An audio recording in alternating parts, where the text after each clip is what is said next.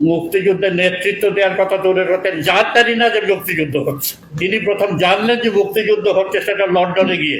শেখ মুজিবকে বলা হচ্ছে জাতির পিতা। কিসের জাতির পিতা? জনগণ এদেশে দুবার তার বিরুদ্ধে রায় দিয়েছে। একবার 1975 সালের 15ই আগস্ট যখন তাকে হত্যা করলো। একজনকে হত্যা করা যেতে পারে এবং ক্রিমিনাল যে সামরিক অফিসাররা তারা করেছে, কিন্তু যেটা লক্ষ্য করার ব্যাপার, হত্যা করার পরে আমরা নিজে দেখেছি এবং যারা তখনকার লোক আছে সবাই দেখেছে যে মারার পর রাস্তায় একটা লোকও শেখ মুজিবের পক্ষে আসেনি। তো এটা শেখ হাসিনাও বলেছে যে লোক আসেনি, সবাই আসে। সেখানে মিষ্টি বিতরণ করছে, মিষ্টির দোকান হয়েছে, ঢাকা খালি হয়ে গেল। মিষ্টির দোকান সাফ। কি কারণে? জনগণ কি বদমাশ হয়ে গেল? 3.5 বছরে শেখ মুজিব কি করলেন যার ফলে এটা হলো? এটা হিসাব করতে হবে, কেউ এটার মধ্যে যায় না।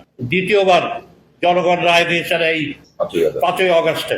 সারা দেশের জনগণ এই যে শেখ মুজিবের মূর্তি ভেঙে ফেললো, মুরাল ভেঙে ফেললো, বাড়িতে আগুন দিল, এইটা শেখ মুজিবের বিরুদ্ধে একটা রায়।